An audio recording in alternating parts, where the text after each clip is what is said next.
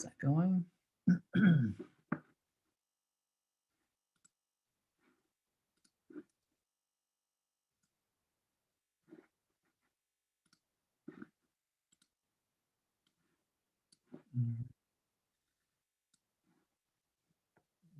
That. Share my screen.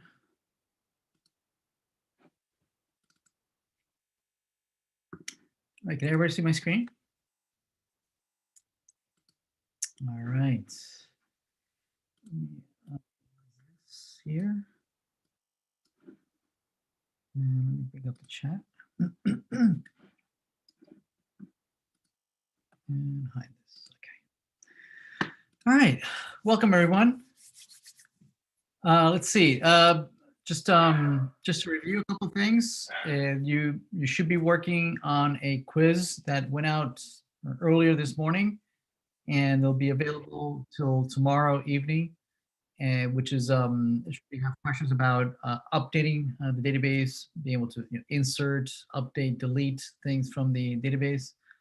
You should be also working on an assignment that went out on Tuesday, which programming the database, where we talked about writing functions, creating store procedures, and also creating intermediate results in views so that you can use them to write even more complex queries, right, in terms of smaller queries.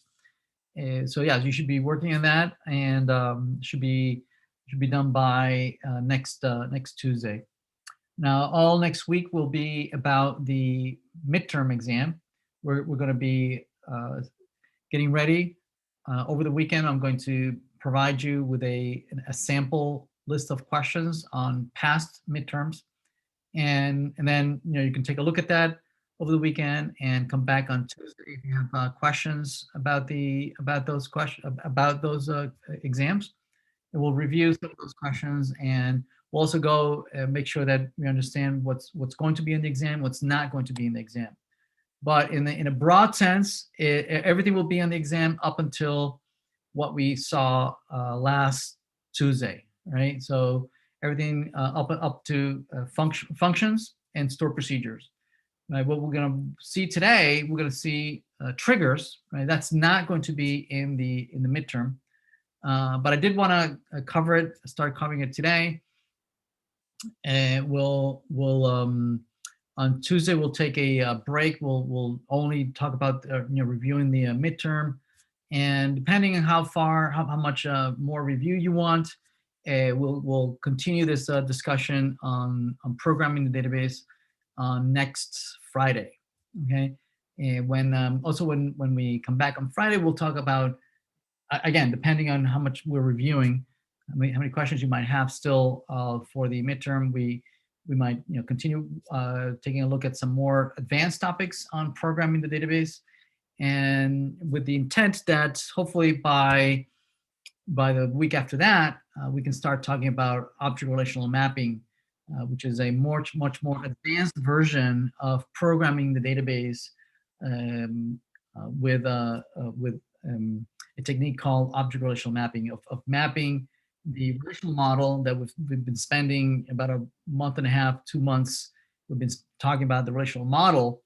Right? How do you map that into an object model, right? Today we'll talk a little bit about the object model, again in preparation for that discussion that we'll have in about a week and a half from now. We'll start talking about how do you map these two worlds, right? The relational model and the object world. Okay, and so yeah, we'll discuss that on week 8 after the midterm. Okay. So anyway, so that's the plan for the next couple of weeks. Today, I like to wrap up store procedures and functions. We covered that, I think, pretty well on Tuesday, and also you're practicing that in the assignment. There's a topic still that I wanted to go over, which we only introduced briefly at the end of last lecture. Which is triggers, right? So triggers, we didn't have much to say. I did want to demo for you what how would you create a trigger, why would you create a trigger, and how it would work. Okay, so we'll cover that in the first half of our lecture. The second half of the lecture, we'll start talking about being able to program the database, but outside of the database, right? All these techniques that we've seen, functions, store procedures, triggers, which we'll see in a minute, right? All those are programs that are running inside of the database, right? We create the functions, we create the store procedures, we create the triggers, and all those execute on the database itself, right? So we're going to introduce today a mechanism called Jdbc, which is going to allow us to program the database outside of the database, right? So that we don't need to run inside the database. We can send commands, so remotely, right? They're executed by a remote database, right? So we'll introduce that in the second half of today's lecture. Let's see. All right, any questions before we get started?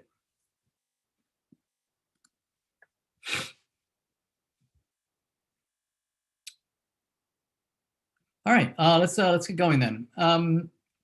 Right, so the last time we met, we talked about writing functions and store procedures as executables that execute inside of the database, right? Inside of the CPU of the database.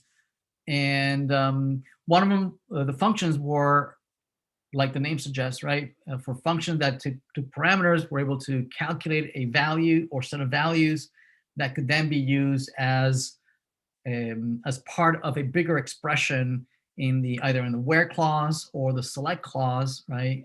For select statement. We also looked at store procedures where instead of you could still parameterize them, they could still return values, but they were mostly for scripts, right? That you wanted to be able to execute at the command line, right? I want to go and do this, right? And it goes off and you can group together several inserts, several updates, several deletes, and select statements inside of a whole bunch of if statements or while loops. So you can run a fairly complex little program that it's going to update a whole bunch of tables and remove different tables and do some manipulation, right? And that you want to be able to repeatedly do this task, right? And so those are store procedures. Today we're going to look at triggers. So triggers are slightly different. You still have the capabilities of doing inserts and updates, and you code it the same way, but they're meant to be executed when something happens. So an event happens. They're triggered by some event that either you are inserting or you're updating or you're deleting something, a record or set of records in a particular table, and then you want something to happen, right? That if this is removed, then this also has to happen, right? Or if this is inserted, well, this also needs to happen, right? So that's what we're going to be able to do. How do you encode the other things that need to happen, right, when some event happens, right? So as an example, we're going to demo this by creating a couple of tables. We're going to create two tables, right? We're going to create a role table, and we're going to create a privileges table, right? Roles and privileges, okay? And so what we're going to do is that we're going to define a trigger on the roles table, so that if anybody inserts or deletes from the roles table, we're going to insert and delete from the privileges table. Okay, and so this is what we're trying to do, right? Imagine, if you look at any content management folks that create content on the web, right? Whether they are Twitters or YouTube or blogging, right? If it's just one person, well, it's just me doing everything, right? But if this is a bigger organization, usually there's a team that is responsible for creating that content. And usually that process goes through several steps. Okay, usually somebody writes a first draft, then goes through an editor that edits, changes, fixes any spelling mistakes, maybe puts things in a different ordering, whatnot.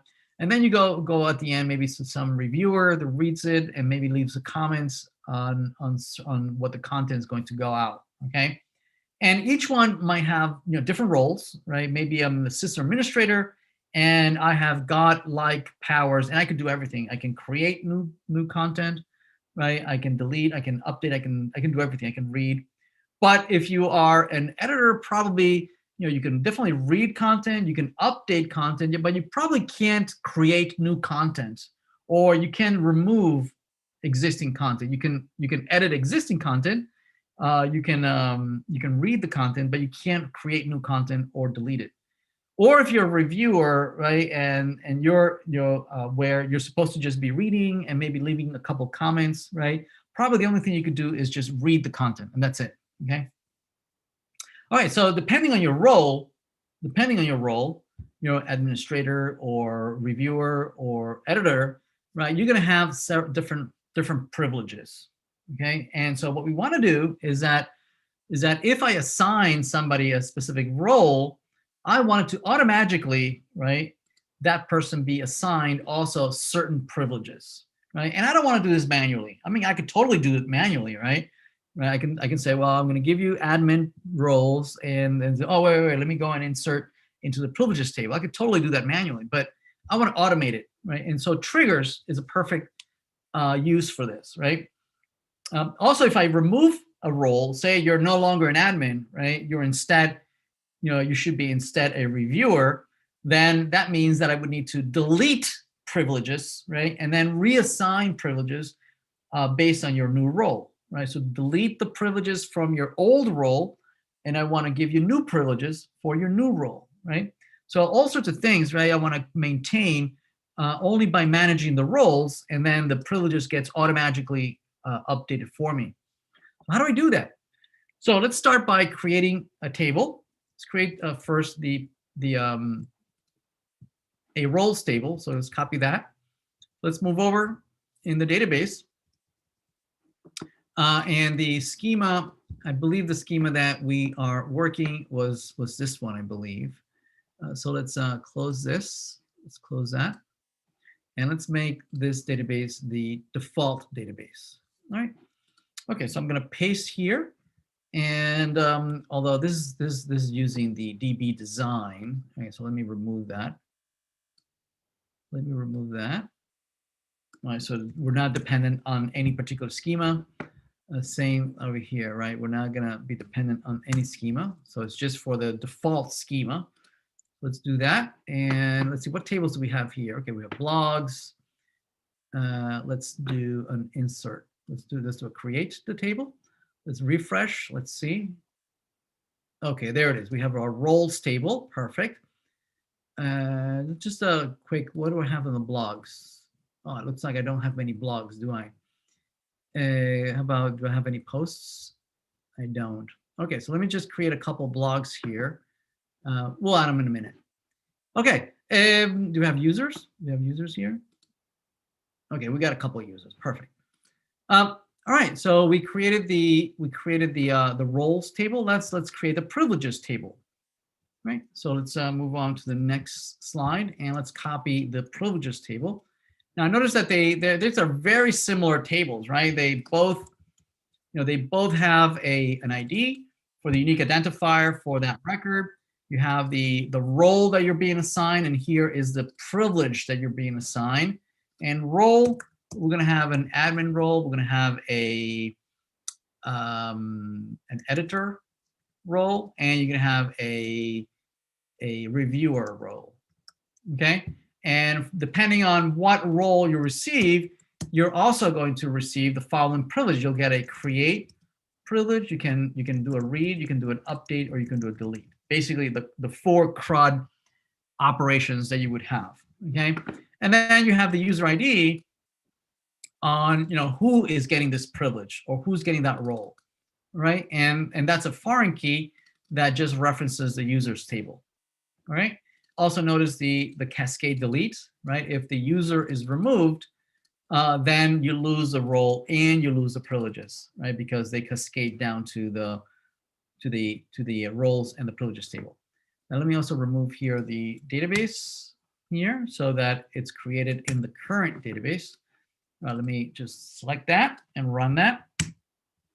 And let's refresh, see if they are created. There we go. We have now the 2 tables. We have the privileges table, and we have the roles table. Perfect. And they're both empty. right? So if I look at the roles table, there's no roles. And if I look at the privilege table, there's no privileges. Right, so if I go to roles, right, I say I want to give, let's say, I want to give Alice, right, the role of admin. So I would just say Alice, the user ID is 1. So I would say Alice, number 1, right, is going to get the role of admin. Okay, and I do an insert, and boom, I'm done, right? So role at Alice has that role. But if I go to the privileges, right, and I refresh, notice that nothing happens to the privileges. Nothing is automatically adding these privileges to Alice. What I would have wanted to happen was that Alice would have gotten 4 privileges, right? So 4 records, 4 brand new records, where the one of them you get the create privilege, right? The other one you get the read privileges, you get the update privileges, and then the delete privileges. Okay, so that if I apply, we get those 4 inserts, right? We say apply, and now if I refresh, indeed now you have those 4 privileges. But I had to do this manually, right? I don't want to have to do this manually. A good developer is a lazy developer. So we want to create mechanisms by which we automate this, right? So I don't have to do this ever again manually. So how do I do that? Right, so what we're going to do is that if we go back to the roles table, I go back to the roles table and I edit it, right? If I say alter, you'll notice that at the bottom over here, there is a triggers tab, right? And what we want to be able to do is say, on that roles table, if you do inserts or updates or deletes, I want something to happen. I want some code to execute, okay? And notice that for both for each table, you can say, you know, before the inserts or after the inserts. You can say, you know, when do you want this to happen? Before or after the insert? Before or after the update, or before or after the delete? Okay, so we're going to do it for the after the insert, meaning once you have inserted the record of the role for a particular user, I want you to execute this, the following, right? What do I want to execute? Well, here's the plus sign. See that? If I click on the plus, right, it opens up. It creates a new trigger right here, right? And gives it by default the name of the table followed by the when, right? And the what, right? The insert. Okay, so this says I'm going to create a trigger, right? I'm going to create a trigger that is going to execute after there's an insert on the roles table. And it's for each insert, right? If you do a whole bunch of inserts, this is going to execute for every single insert. Okay? All right, excellent. So what do we want to happen here? Well, what I like to be able to do is check to see what role are you giving, right? And if you're giving the admin role, I would like to insert a whole bunch of privileges, right?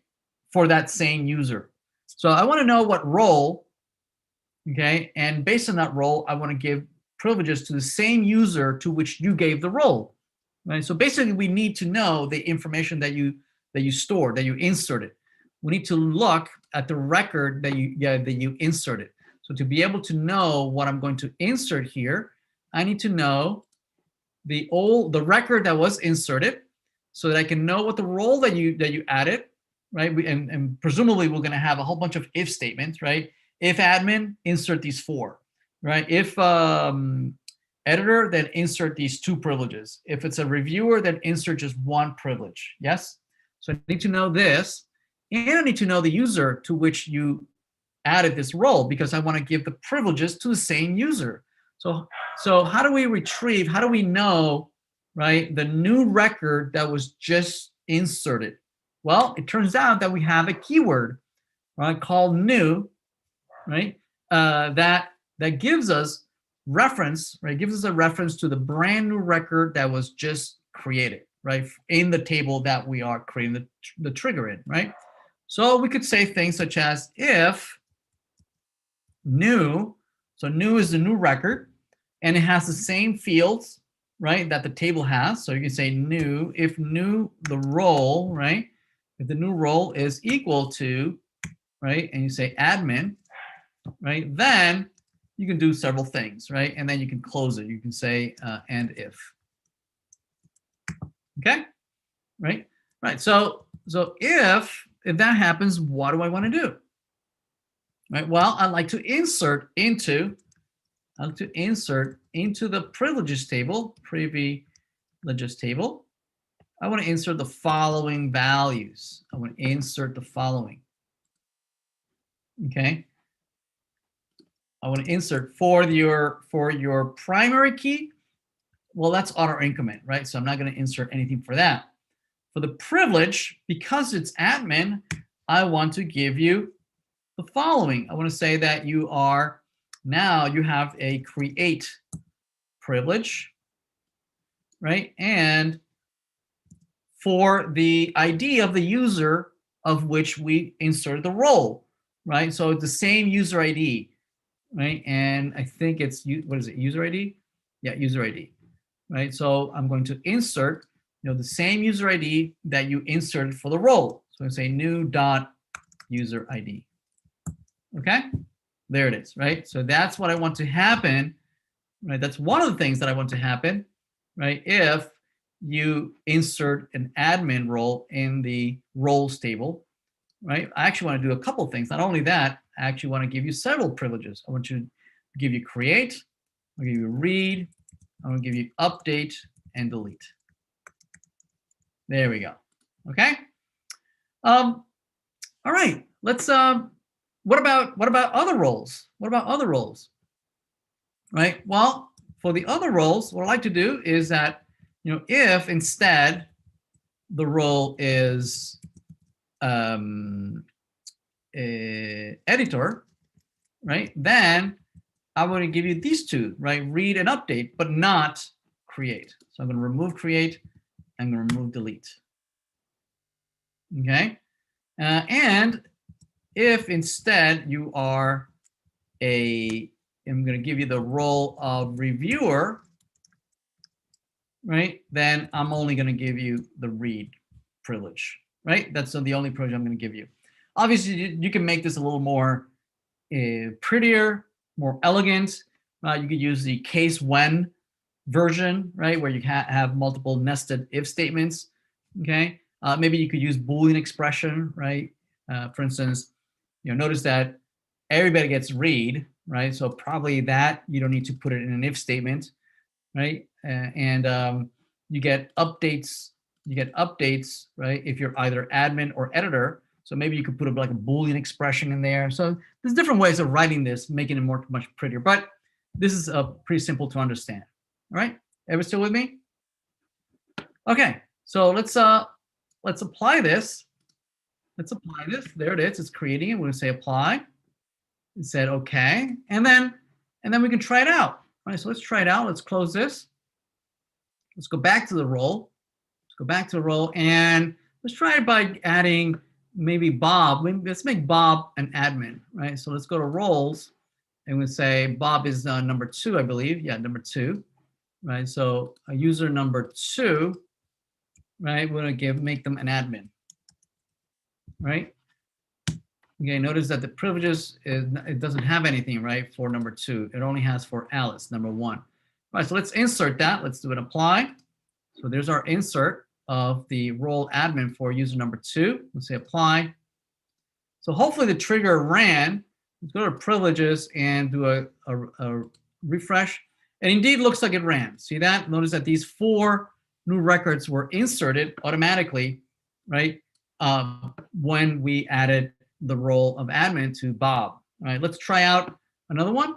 Let's give Charlie, user number 3, right? Let's make them an editor, right? So we'll go here and we'll say user number 3 is going to be an editor, and we'll say apply. So there's our insert editor, user number 3. Say apply.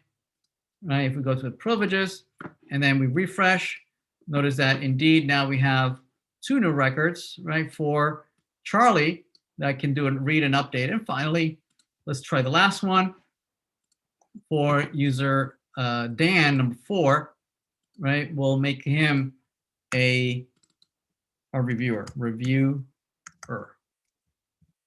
Okay, and so let's run that. Let's apply, and then we can take a look at the privileges, refresh. There it is, right?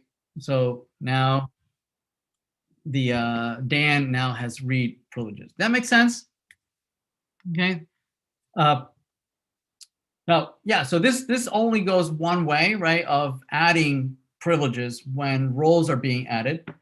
Obviously, you would want to create, something more sophisticated for when you are removing roles or when you're changing roles, right? And so you can, you can go into the triggers, right, and you can add other triggers, right? You can say like add after updates, right? You can say after delete, right?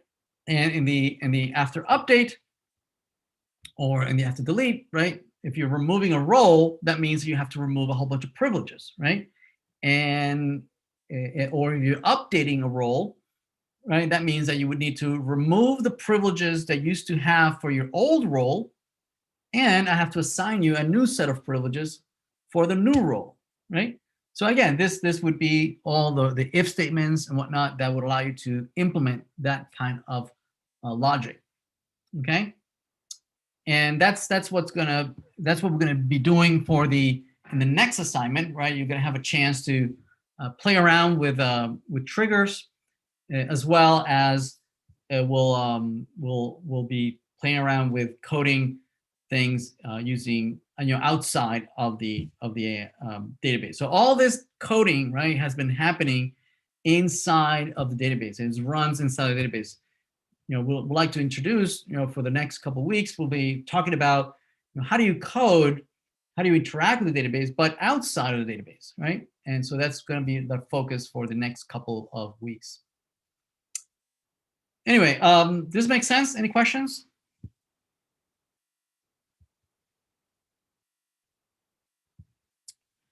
All right.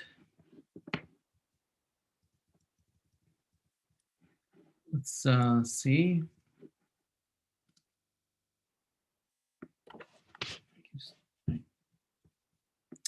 All right, so let's move on. Let's change topics now. And let's see.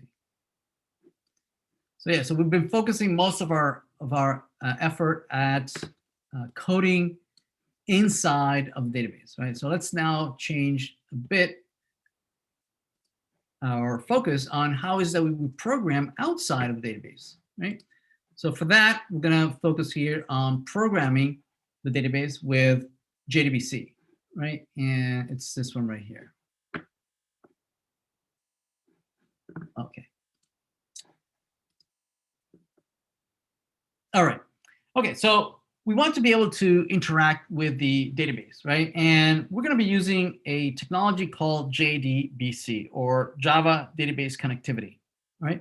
And I mean, we're going to be using Java, but really it could have been any language, right? It could have been Python, it could have been C#, Node.js, JavaScript, right? Any language would have been useful, right? And so we just happen to be using Java.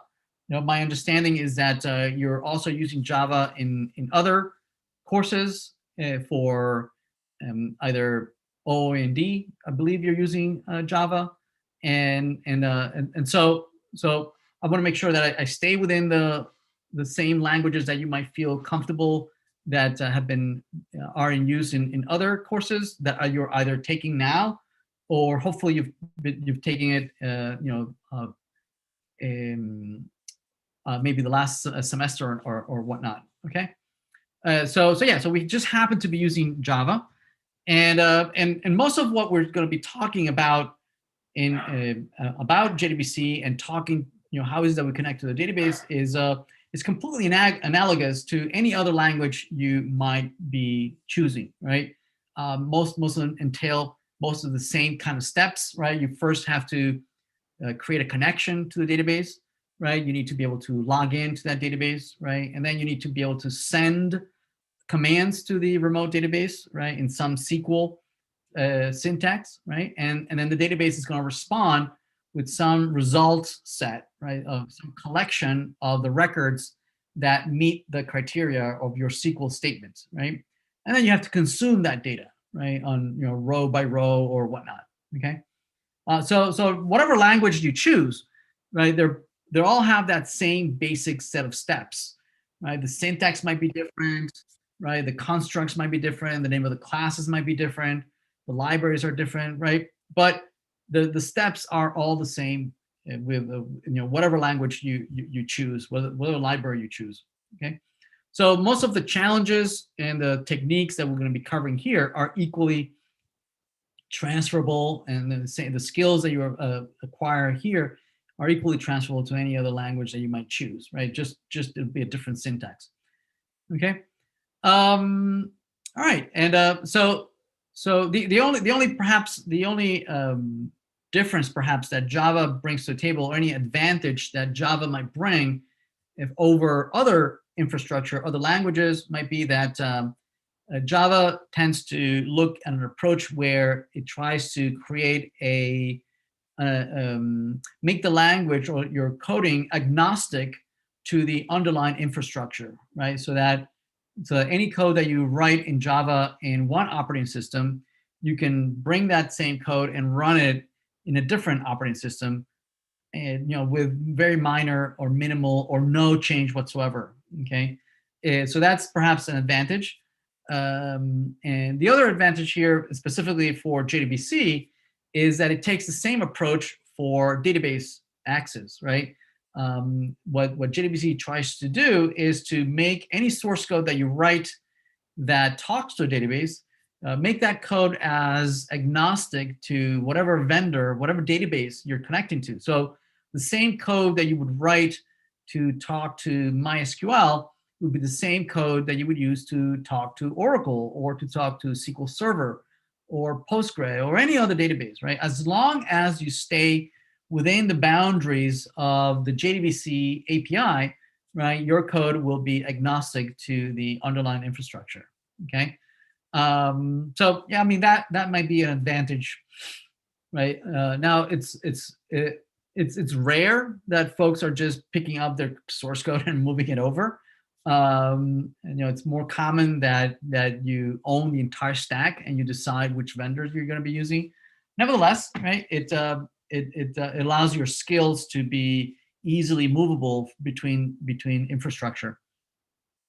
Also, any language or infrastructure that you choose, there's nothing particularly interesting about any language that you might choose, other than the community, right, and that forms around that set of infrastructure, right, or language, or operating system, right? That's what makes the language or operating system interesting, is the community that is around, that is creating all sorts of open source projects, and they're making them available to the rest of the community, and how active that community is, participating and collaborating, and creating new tools. Also the support from IDEs and other tools for testing or QAing, or integrating with other with the rest of the infrastructure. So that's what makes it interesting, whether you go one way or another. So anyway, so yeah, we're going to be using Java, but yeah, don't feel that, oh, why are we using Java? Well, because my understanding is that you already are somewhat familiar with Java. Okay, and if you're not, that's fine. We're going to cover the really basics, that anything that you need to get started with programming with Java and using this code.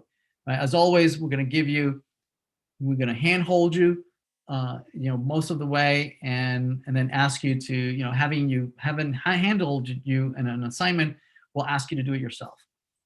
Okay, so JDBC.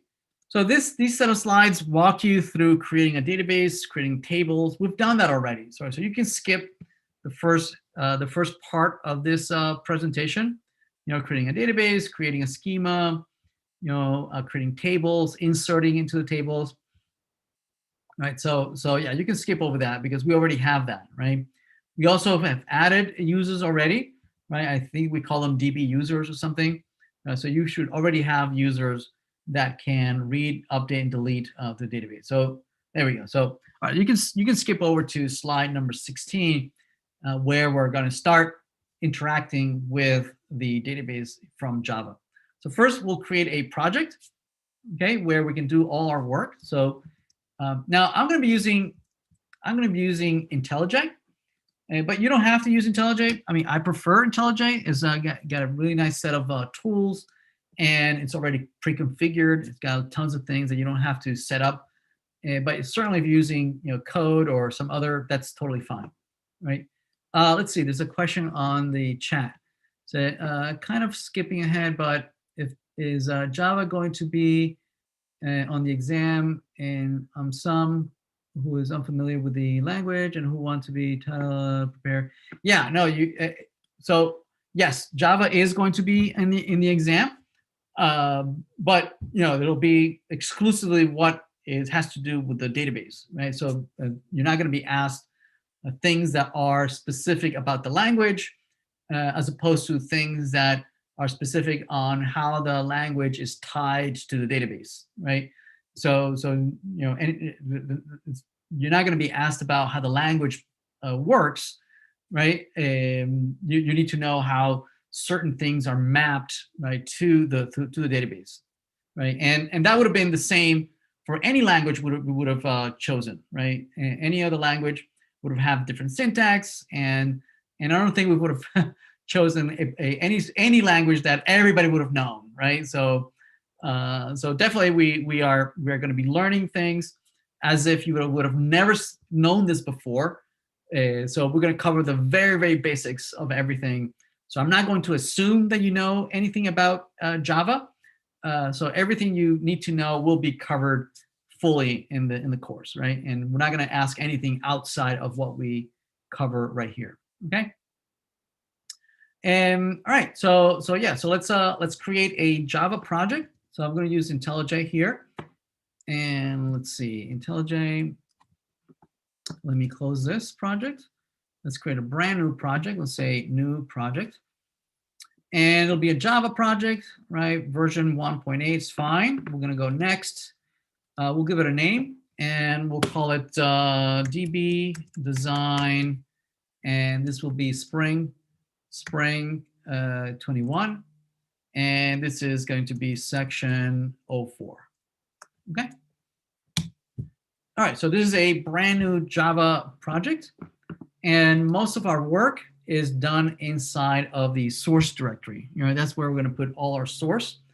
Now, typically in a Java project, we have the notion of packages. So packages are different directories where you can break up a large project into smaller pieces. Okay. So we're gonna follow best practices. We're gonna create a package, and so our package is gonna be based on what we're doing, right? We know that this is a project that is part of the Northeastern University community, right? We are in database design. That is the course that we're currently taking a look at. It is Spring 21, right? And the topic that we are discussing is JDBC.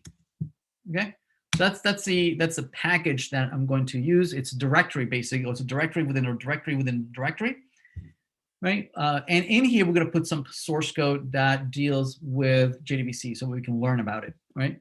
So the first part that I'm going to build here is a main class, right? So all Java projects are built on a collection of classes, right, that work together to build an application, right? So the classes is a collection of methods and data, right, and behavior, right, that we can instantiate, and then it simulates a portion of the application. So let's create a Java class, and we'll call it main.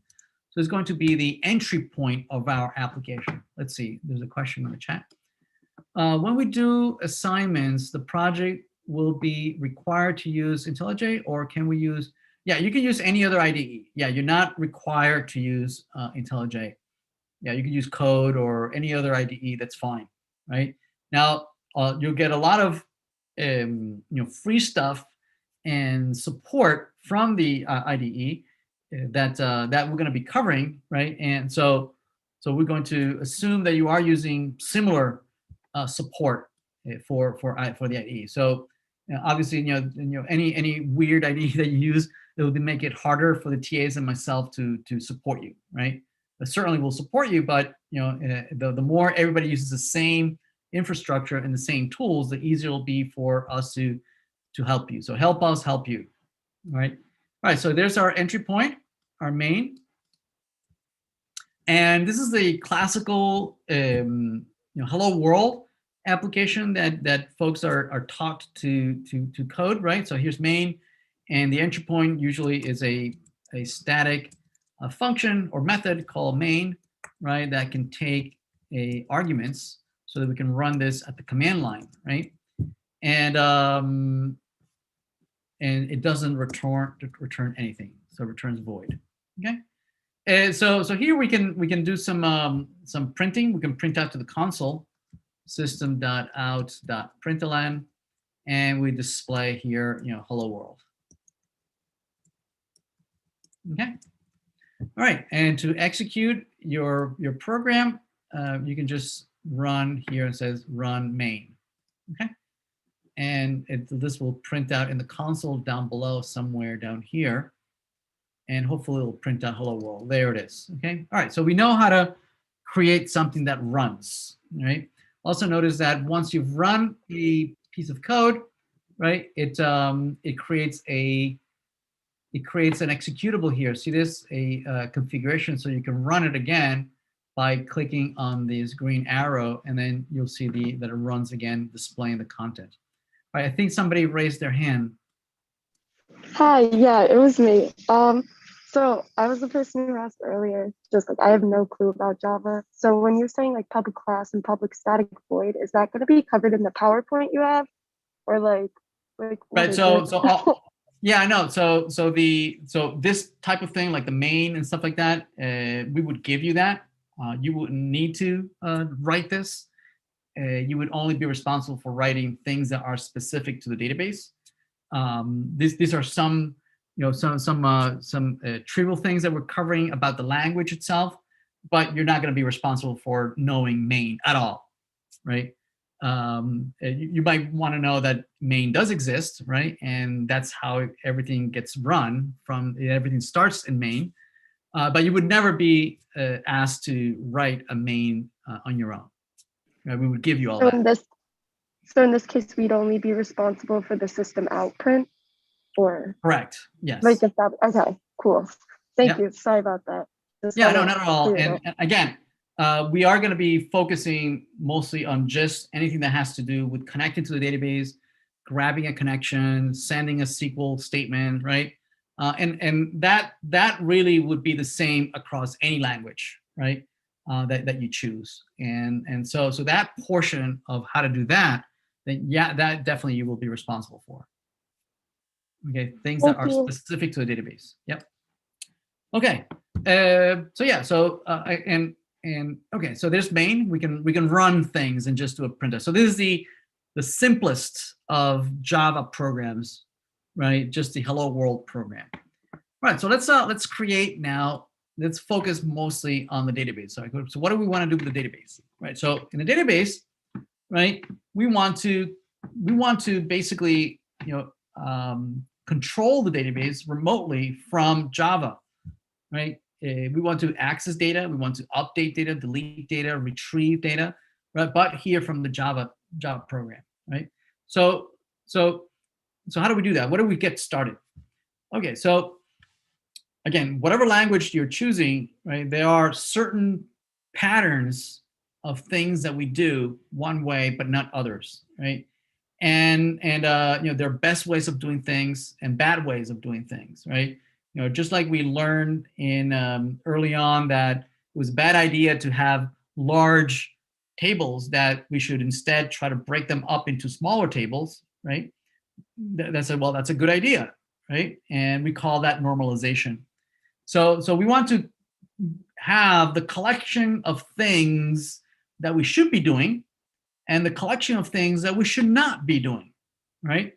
And we only discover these things, the good things and the bad things, by just working at it, right? And discovering these things. So there's a collection of things that engineers have learned over many decades of patterns of things that work and patterns of things not to do, right? And we collectively call the things that we should do that work, right? That we call them design patterns, and the things that don't work and that we know you should not do that, we call those design anti-patterns, right? So design patterns and design anti-patterns, and I forget what other course, I think maybe O&D maybe covers the topic of design patterns more broadly and in much more detail.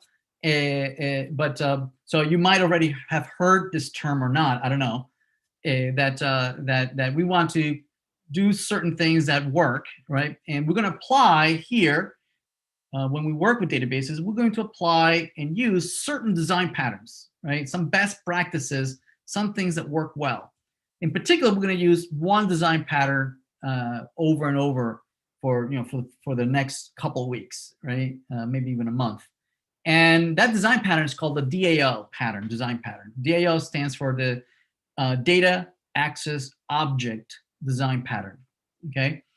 And the design pattern states that it's a good idea to put all the logic, right, that deals with connecting to a database, right, to put it all in a well-defined set of either a class or multiple classes, right, that's all they do, right? They know how to connect to a database, right, and they know how to log in, they know how to get a connection, they can and they provide us with functions, high-level functions that hide all those details, right? So if you say, oh, go fetch me all the blogs, or go fetch me all the users, right, or create a new post, right? So we want to create these functions that hide all the details of connecting to the database, right?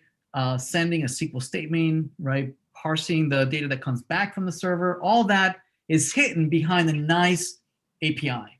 Okay, so that's called the data access object design pattern, right?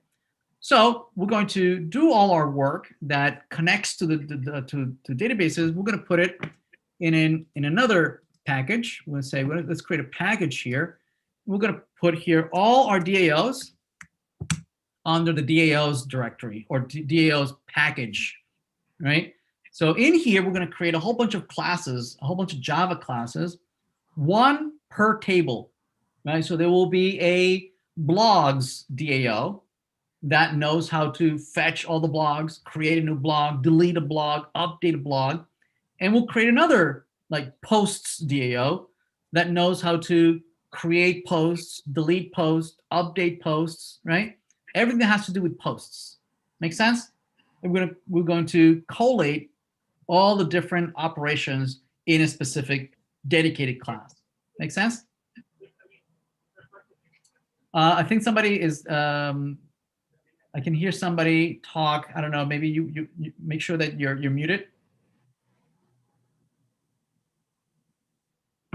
Okay, so let's try and communicate and retrieve a couple of blogs, right? Although I save. Apply. So let's close a couple of things. Actually, let's see. Users. I guess we don't have any blogs here, so let's create a couple of blogs here. And so maybe this is the SpaceX blog. Right, the topic is space, and user is 1. And let's see, we could create. We'll say apply. There we go. There we go. We have one blog. Let's just create a couple more. Another blog on Tesla, and this is cars. and user is user number 2 maybe, and do apply. All right, and maybe another one, maybe the Boring Company. This is also cars, and this is maybe same user number 2, and let's apply. There we go. Let's create one more, Neuralink. Neuralink, and this is on AI. And this is user number 3. Okay, I'm going to do apply. There we go. Okay, so we've added 4 blogs, okay, on different topics and whatnot. All right, so we want to retrieve this data, right? So how do we retrieve this data? Well, because we want to interact with the blogs table, we're going to create a class that deals with blogs. We're going to say new Java class. So this is blogs DAO. Okay, notice that in the name, we put DAO so that we understand the role of this class, right? And as a good practice, a class should have a very well-defined role, right? And it should not do anything other than the role that we can identify, right? Let's make sure we can run this class. Let's do a public static void main string args, right? And let's just print it out here. We just say system.out.print and say, hello from blogs DAO. All right, so let's run this. Let's make sure that we can run this. There it is. Okay, so we can totally run this. Perfect. All right, excellent. So what do we want to do, right? So remember, what blogs DAO is going to do is going to hide, right? It's going to apply another good practice called information hiding, right? That's also from OOND maybe, that we want to create an interface that hides the details on how to do certain things, right? And what should the DAO is? It gives us the access, right, to data, a data access object, right? So things such as I want to be able to maybe return all the blogs, right? Void, find all blogs, right? Maybe something like void find a blog by its ID. If I give it an ID, right? Another one maybe all the CRUD operations, right? I can create a new blog, create a blog, right? I can maybe delete a blog, right? I can maybe update a blog. So those are all the types of things that I would be able to do with a blog, right? And what this class is going to do is going to hide the details on how to do this, right? So that people outside of this class, they could just call this function, this method, and they don't have to deal with the details on how to interact with the actual blogs table. Okay. All right. So let's do this, right? So let's try first doing this find all blogs. How's that, right? So how do we do this? In main, we're going to create an instance of the class. I'm going to say blogs DAO, new blogs DAO. So we have a new instance of the DAO, and we want to invoke find all blogs, right? So we can say DAO dot find all blogs, right? So that we know that we are actually invoking it. Let's move this print. Let's move this print. Let's put it inside of find all blogs. Let's put it in there. So this might be hello from find all blogs. So if we run it again, right, this should spit out that we are in that function. There we are. So we are in there. Right? So we are able to call this function. Okay. So what do we do to connect to the database so that we can find all the blogs? Right. So for that, we're going to follow our cheat sheet over here. Okay. So first of all, we need to add to our project a library that can actually connect to the database, right? And each vendor, right, whether it's SQL Server, Oracle, MySQL, each one has its own set of libraries that you can install that you can then compile your code against that library so that you can connect to their particular database, right? MySQL's library is called MySQL Connection Library, MySQL Connection Java. Oh, wait, no, connector Java, okay? And so we're going to go fetch it. We're going to download it, and we're going to add it to the IDE, right? Now you can look it up yourself, right? If you look for, if you look up, can everybody please mute? I can hear folks laughing in the background. Right. So if you say MySQL Connector, right, and you look it up in Google, the first option here is where you can download the connector, right? So if you're not using IntelliJ, this is where you can go fetch it right here. See that? You have connectors for different languages, so you can connect to MySQL using .NET, using JavaScript, Node.js, using Python, C#, C++, C Drive, there's a whole bunch of connectors, PHP, Perl. There's a whole bunch of libraries that allow you to connect to MySQL. We're going to be using this one, the Jdbc Driver, right, for MySQL. All right. Now we're not going to download it from here. Instead, we're going to do it from the IDE, right? The IDE is going to do this for us. Okay.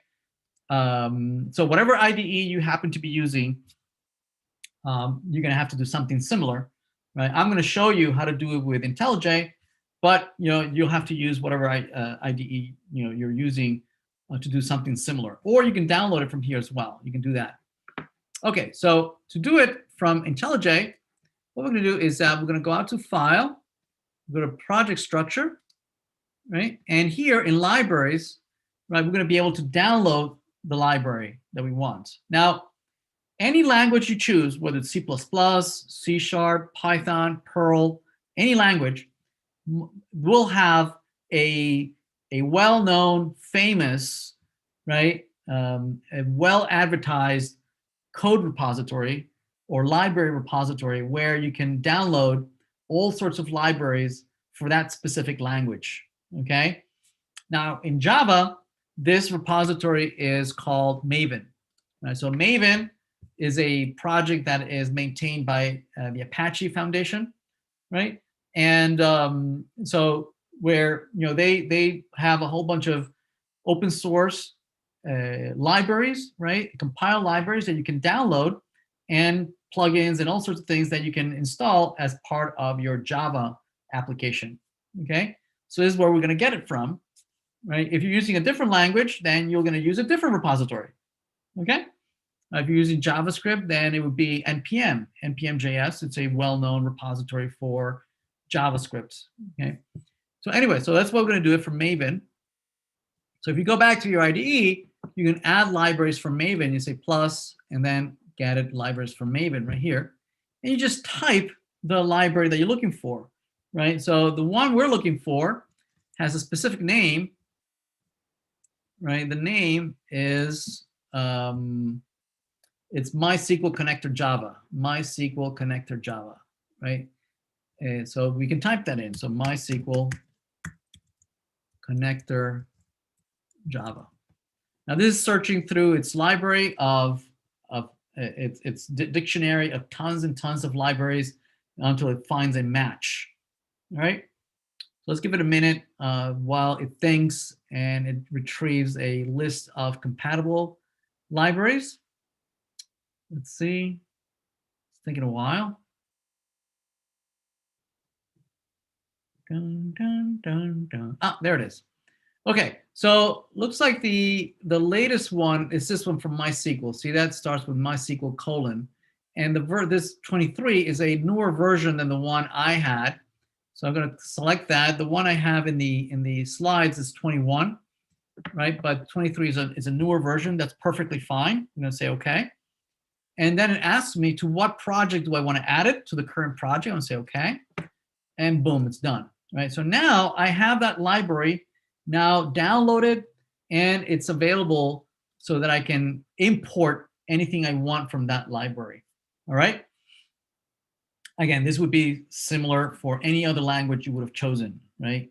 You would have to install whatever library, and then you can connect to, you can import anything you want from it. Okay, now that we have that there, right, we can start using the library. Now, the way the library works is that JDBC, or Java Database Connectivity, is a standard that is put out by the Java owners, the owners of Java, which happens to be Oracle. So they put out a standard called the Jdbc Standard, and what they define, the only thing that they define is a set of interfaces, right? Java interfaces. Okay, and then each vendor that wants their developers to use Jdbc to connect to their database, right? What they do is that they implement that interface, right? Again, I don't know if you have seen in OND. In OND, you might have covered quite a bit where you create an interface, right? And then you can have multiple folks implement that interface in different ways, right? Different algorithms. You know, some folks may be using arrays, other guys using linked lists, whatever. But as long as you implement the same interface, you know, the user of that interface doesn't really care about the implementation, right, the algorithm that you chose, as long as you implement the interface. So same thing here. Jdbc, declares the interfaces, and then MySQL implements classes that implement that interface.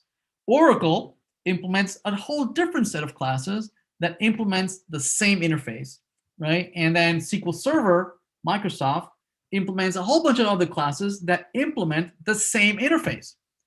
Now here, what we're going to do is that we're going to implement our code in terms of the interface, right? The actual implementation, being MySQL, is going to be irrelevant to us, right? All our code is going to be based on the interfaces, right? So our code is not going to have any dependencies with MySQL or SQL Server, right, or Oracle, right? Because it's only going to be compiled against the interfaces, right? That's going to allow our code to easily switch, between, Postgre, right, or MySQL or SQL Server, right? Because our code is not going to use any of their classes; it's going to use the interfaces. Make sense? All right. What are the interfaces? So there are 3 interfaces that are the most important interfaces that we're going to be using, right? One of them, right, we're going to import right here. We're going to import java.sql.connection, right? So connection is going to represent a connection to the database, right? We're going to be doing more or less the same thing that Workbench does, right? What does Workbench do? In Workbench, right, over here, you have a whole bunch of connections, right, which we can edit, and you can tell it, where the database is running, what port it's listening, username and password, right? So we're configuring a connection so that Workbench can establish a connection to a database that happens to be running here locally in our machine, but it could be running halfway across the world, right? If we know the IP address of this machine that runs somewhere in Eastern Europe, right, we could put the IP address and talk to that database running over there, right? But nevertheless, it's a connection. It's a connection to a server, to a database that is running somewhere that currently happens to be our same machine. But nevertheless, we need a connection to talk to that database. So same thing here. In our code, the Java SQL connection is going to represent, right, everything we need to know to connect to the remote database. Make sense? Okay. Once we have established a connection, the next thing that Workbench gives us is the capability of, writing SQL, writing a whole bunch of SQL to create databases, to do select statements, right? It allows us to, once we've created the connection, send commands over to the database to the server, and then how do we execute that? We write the SQL statement, and then we click on this arrow, on this bolt here, right? And then it runs. It sends it over to the server, right? So we need to be able to do that, right? Grab a string like a select statement, and then send it over to the server, right? So for that, here we're going to import another class, right? That is going to allow us to create a SQL statement, right? Create and execute a SQL statement, right? So send the SQL statement over to the server, execute it. Make sense? All right. What's the next thing? Well, once we execute, what happens? Well, that goes out to the server executes, and then the server database server returns a response, right? And what's the response? Well, it's rendered down here in the result grid. See that? So basically a whole bunch of records that meet the criteria of your query. So, right, we need to be able to represent that somehow, right? That whatever comes back, that result grid that comes back from the server, comes back and gets copied here on the workbench, right? And then we need to be able to iterate and then display each record, one in each line. Yes, and then we need to be able to display each row one at a time, right? So the equivalent in Jdbc is the result set. Result set represents what comes back from the server, right? So that we can then iterate row by row and display the content. Yes. So together, these three things, you can do pretty much everything. Okay. Connect to the database, send the statement, and then process the results from the database. Everybody good? Right. So the API is pretty simple. Just those three things. All right. So let's look at each one of these. So first of all, we need to create a connection. So we're going to create a connection. Oops. Let's say connection. All right. We're going to initialize it to null and statement null. Okay, so how do we get a connection? So connection.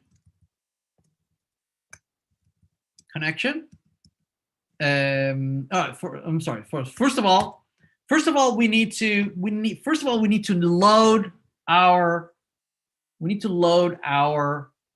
MySQL library that we just installed, right? We installed the Mysql Connector Java. Yes, we need to load that library, right, into memory, right? So how do we do that? We do that with class.forName, right? If we know the name of the class, we can load it dynamically at runtime, right? And it will be loaded into the CPU's memory, right? And the name of the class is something like MySQL Jdbc something or other. All right, let me look at my cheat sheet over here.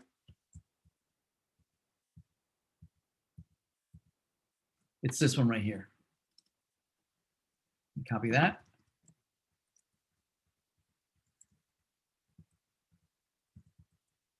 Okay.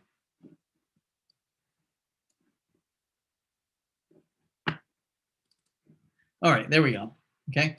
Now this is complaining, saying that forName can throw an exception in Java. When something happens, an error happens, right? That's represented by exceptions. That's very common in all programming languages, right? That typically that you need to handle those exceptions. I'm going to be lazy only so that I can keep the code simple, right? Just as simple as possible.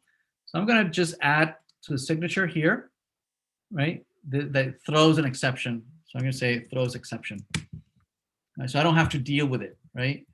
I'll show you later how to deal with the exceptions. But again, I want to focus on what needs to be done for the database, okay? All right, so this loads the library that we just installed, the MySQL library. And what it does is that it instantiates, it creates an instance of the driver, And what it does is that it creates an instance that is accessible in a static class, right? That is part of the JDBC API, which I believe is called Driver Manager. Driver Manager. So Driver Manager. I think it's Java SQL Driver Manager. There we go. Driver Manager. Okay, so this is so that we can load the driver, and we can use the Driver Manager, right, which is instantiated by this driver, by MySQL. We could have put here a SQL Server class if we wanted to connect to a SQL Server, or it could have been an Oracle class if we wanted to talk to Oracle. Either one, whatever underlying database we want to connect to, it would have been a class for that specific vendor. Any one of them would have also just instantiated just this one driver manager, right? But it would have been actually instantiated either by MySQL driver manager, or it would be an Oracle driver manager. And from here, we can just get the connection. We can get a connection, right? We can get a connection and assign it to our connection variable here. All right? All right. Right. Okay, so for the connection takes a couple of arguments, right? And those arguments are very much similar to what you need to get a connection in Workbench. What do you need to get a connection in Workbench? Well, you need, where is the database running? What port is it listening? What's the username and what's the password, right? We need that. So the first argument to get connection, right, is a string that tells me where is this running. It's running at 127.0.0.1, right, just like we have here, 127.0.0.1. And what port is it listening? The port is 3306. Okay. Actually, it's a really long string. I don't remember how to build the string. I actually have it in my cheat sheets. I'm going to copy from my cheat sheets. It's this long URL. So I'm just going to copy that. I'm going to copy that DB URL. I'm going to paste it up here. Okay. And I need the host here. The host static final string host. Right, the host is where it lives, so it's 127.0.0.1. Okay. The schema is which database do you want to connect to? Right, what schema do you want to connect to? Right, so well, we want to connect to this schema, right? The DB connection 04, right? This schema right here. DB, no, not that one. This one, right? DB schema 04, right? So let's do that. That's so let's do that. That's on me schema. It's DB underscore, what is it? DB underscore schema 04. Yep. Okay, so thank you. Schema 04. And what else? And we need a config. So config, right? So at the end of this long string, right, it needs a config, and the config, that's one of the things. You can configure a whole bunch of things. Like you can say, well, if the schema doesn't exist, create it, right? You can also configure your time zone, right, so that it knows that if if your database lives halfway across the world, but you live here in the United States, you want to make sure that any new dates that you create are based on the current UTC where you are, right? So that's one of the things that we're going to configure. I'm going to say that the server time zone is UTC, Universal Time. Okay. All right. So that builds the whole URL of where your database is running. Right. So locally, right? This is locally, right? That's the schema we want to connect to, and it's UTC. So now we can use that as the first argument right here. This first argument. Okay. The second argument, the second and third argument are username and passwords, right, of connecting to it. And I know we have a couple of users here. If you go to users, I have a whole bunch of users here. And I'm using the bad practice that the username of my usernames, right, have the same password. So I'm going to use this username here, CS3200. So I can say, CS3200, and because I'm lazy, has the same password. Okay. All right. So that's going to grab me a connection to the database.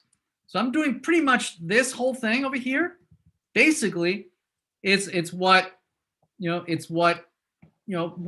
Workbench does, right? Create a connection. Once you have a connection, then you can start connecting and talking to the database, right? So that's this part programmatically. All right, we have a connection. Great.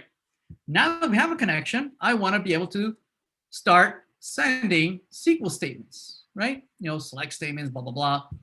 And so I need a statement. So statements, where do I get a statement? I get it from the connection. Say, hey, connection, grab me, create a statement. Once I have a statement, I can start sending commands to the server. I can say my statement, my SQL that I want to use is something like select star from blogs, right? This would be a command that I would normally just run it here, right? I can just run that, right? And it runs. It creates these 4 results, right? So it works. That SQL works, right? And so I want to run this. How do I run it? Using the statement. I can say statement. I can execute the query. I can pass in the statement that I want to execute. Not statement, sorry. Excuse me, the SQL that I want to run. Yes? And what's this going to return? Well, that's going to return, if I run it, what should it return?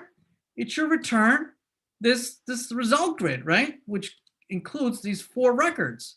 Well, that's exactly what we're going to do. We're going to say this is going to be return a variable called results, which is of type result set, right? Which represents this result grid, right? The same things that are coming back here, these 4 records. And now that I have here, I can then just iterate over it, all that content. I can say while, right? As long as I can go to the next result, right? So results.next allows me to advance to the next record, right? So that I can display or consume each record one at a time, right? So .next allows me to say, this returns true or false. So as long as there are more records to consume, this will return true. When there are no more records and I'm done, there's no more rows, right? This will return false, and then I would fall out of the loop. Okay. So as I advance this, what it does is that at first there's a cursor that keeps track which record am I looking at. Right. So .next advances that record, advances the cursor to the next row. Okay. And so I need to at least run next at least once before I can access anything from that record. Right. So once I advance to my next record, I can use results to retrieve, each one of the fields, the ID, the name, the topic, the user ID. I can retrieve each one of these. Okay. So I can say, retrieve the ID with a column whose column is, so I'm looking at the first row, the first field whose name is ID. Right, so I can say result sets.get an integer who's from the field called ID and store it in a local variable called ID. Okay. And then I can do the same thing for the next column, the name column. So I can save it in a string called name, right? I'm going to get a string from a column called name, right? And I can do the same thing with the topic, right? I can say that's another string, topic, right? And from I'm going to get a string from a call also called topic. Okay. And then I have create user ID, which is another integer. So I can say that's another integer, user ID. So our result says that get int from user ID. Okay, notice that the name of the fields don't need to be the same as the name of the variables, right? They have nothing to do with it. I'm just calling it the same here, just so that I can keep it straight in my head. Okay, and finally we have these two, the created and the update. Notice that they both are date time, right? Or timestamp, I forget, which have both date and the time. Okay, so there are two ways I can grab them here. I can use the data type, and there are two data types. See that? One is a Java util date, which is a generic date that we would use for, like in user interfaces or in Java in general. And there's one that is specific to SQL, that understands how dates are formatted in SQL, which is year-month-day, right? So this particular SQL date knows about that format, right? So let's do that for now. For the created, so created. So results dot get date from created. Now we'll see in a minute that date only grabs the date part. So we're going to lose the time. If we also want the time, we could use instead timestamp. Timestamp grabs both the date and the time, right? So for updated, I just wanted to show you, right? So results dot get timestamp, right, of updated. Okay, all right, and then we can just print this out, right? We can say, system dot out dot println. We can print each one of these, right? ID, and we can print a whole bunch of these, right? So ID, the name, the topic, the user ID, the created, and the updated. Okay. All right. And so let's try it out. Let's see. Let's run this. See if this blows up. Okay. It's complaining because it's saying that find all blocks. It's throwing an exception, right? And I'm not handling here. Again, I'm being lazy right now. So I'm just going to throw an exception here as well, meaning I don't care. Just throw it. If something goes wrong, just let me know. I'll deal with it. Okay, so let's run this. Let's run this. And so it's going to run find all blogs. And hopefully it'll connect to a database and come back with some data. Actually, it did work. There it is. See that? There's the first blog, space, the date, and the date time. See that? Right, then Tesla, date and date time. So it looks like it works. We're able to retrieve data, right, and display it here on the console, right? Everybody good? Everybody still with me? Right? Honestly, not really, but I think I'm just gonna need to rewatch the lecture. Yes. I think most of this you're gonna have to practice it again, right? Until you get a chance to do it yourself, and once you have a chance, practice makes perfect, right? And again, we're gonna give you lots of examples like this, and then we're gonna ask you, okay, so take what we gave you, right? Now, for instance, we've done it for blogs. Well, now do it for posts, right? And while as you practice it, right, it'll become more you'll gain confidence as you practice. I hope so. Of course, no doubt. Right. So obviously more than here we're just printing it out in the console, right? And something that would be much more interesting is that instead of printing out to the console, is that we would store it. We would store that data somewhere, maybe in like an array, right, of objects that we can maybe display in a user interface or something, right? Not just in the console, right? So more interesting would be for us to create maybe an array of blogs, right? Populate that array, and then maybe keep it around, right, so that we can display it somewhere. Okay, so this brings in the question is that you have a data representation in the database, right, which is we've been calling it a relational model, right? A relational model, has a schema of some int varchar, right, and describes a table and maybe some primary keys, foreign keys, and whatnot, right? But here in the object-oriented world, we also need to just configure data structures and how things are stored, right? And the way we do that in object orientation is with classes, right? So we need to be able to somehow map records that live in a relational model. We need to map them to classes, right, that live in memory, right? Now these are completely two different worlds, right? The relational world is for long-term storage of of gazillions of memory storage in long-term file systems, whereas our programs, our data storage is very ephemeral, right? It's very transient, right? We instantiate objects, and objects come and go all the time, and it's not for long-term storage, right? It's only because maybe we want to display something real quick on the user interface, and then poof, they're gone, right? So nevertheless, we need to be able to map or convert the relational world into the object world, okay? So we'll need a place to put a blog, right? And store it in memory. So let's do that, right? So if we go to here, we're going to create another package called models. And in here, we're going to put all the Java classes that we want to use to represent data, data for our programs, right? So for instance, we might have a Java class for blogs, right? So we'll have a blog class, right? And we'll have a,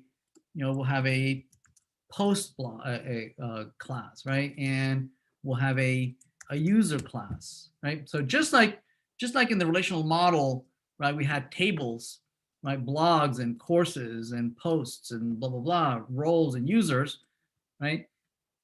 Also in our application, we would have also need to be able to represent that data somehow, right? So for instance, in the blog, right, we would need to have similar representations, right? Where you have an ID, right? You have the name of the blog, right? And you have the topic, right? And you have the oops, timestamp for the created, right? And the timestamp for the updated, right? And maybe the user ID as well, right? Integer, the ID, the user ID, right? And so in Java, this is how you would represent the data that you would be using in an application. And encounter. Okay, so yeah, we do have a couple folks who have never programmed yet using Java, but I'm sure you're going to be looking at other languages, maybe like R. I'm guessing. What languages you folks use in DS? Don't you use languages like R or something? Python. Python. Oh, okay, yeah. Python's yeah. beautiful. I think the Biostats Lab course is the only class I know where they use R. R, okay, right. Yeah, if you use Python, you'll find similar ways of creating classes as well, instantiation and declaring things private and public and whatnot. Same kinds of deal. Yep. All right. So like any object-oriented programming language, right? It's a good practice to hide your data and not make it available outside of your class, and to provide a public access on how is that you retrieve this data. And we can generate very quickly, we call them mutators, accessors and mutators, right? And we can generate that. We can say generate all the setters and getters for each one of these, right? We can say for all of them, generate a set and get. There they are, right? So if you want to deal with the ID, notice that it's private, so nobody can touch this unless you go through the public API, right? So this is just plain, very common best practice, right, of providing accessors and mutators, right? So this allows you to read the data, right? And this allows you to modify the data, read and set the data, okay, right, for each one of them. All right, great. So we have a blog. Now we can head back to our DAO, right? So now instead of just printing out the content just to the console, much more interested would be to create an array of these blogs, create a list of blogs,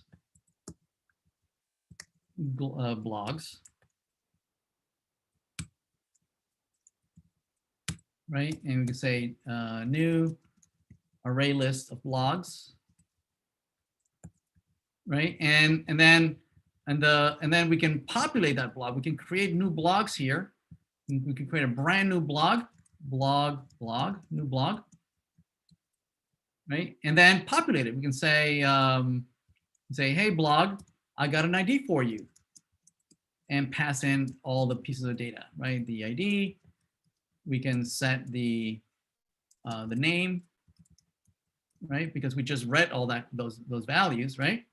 Say blog dot set topic, right? Blog dot set created, blog dot set updated. Oh, update. Oh, I named it wrong. Updated. Oh, it's not. It's complaining about created because I used dates here. So let me use timestamp instead. So it's the same data type. And what else? I think that's it. So once I create, once I create these, I don't need to print them out. Instead, I'm going to add the blog to our new array, right? Our blogs array. I'm just going to append it, and then I can just return it, right? I can just return it here, return the blogs. I can return it so that anybody who is asking for these blogs, right, they'll just get a list of blogs. Right, so here, where I am calling, I can get a hold of those blogs here, right? So blogs. And I can just print it. Now I can iterate over them, right? I can say for blog in blogs. I can just print out each one of them. System.out.print the blog. All right, let's run it. See if this blows up.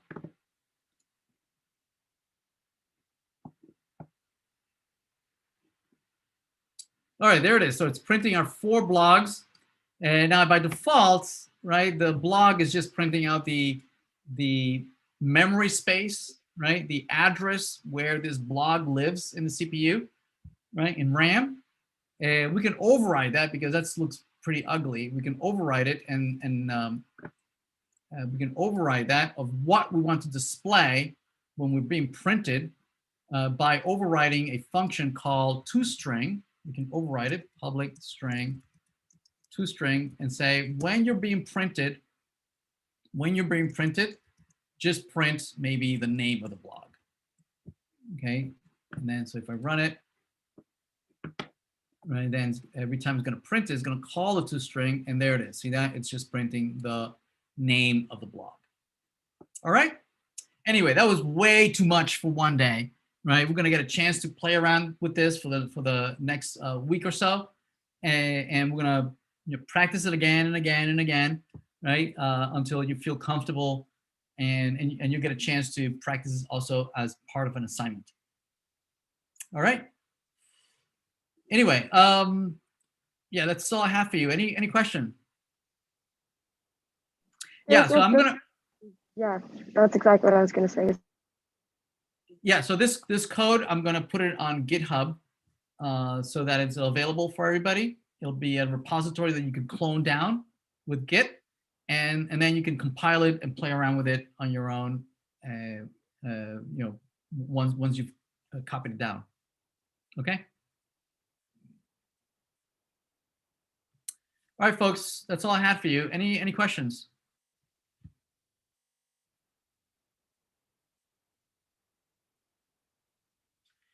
All right, thank you. Have a great weekend. Oh, if you're watching this on YouTube, if you could leave a like or maybe a comment, it'd be great. Thank you. Thank you, Professor. Have a nice weekend. All right, bye-bye. Take care. Thank you.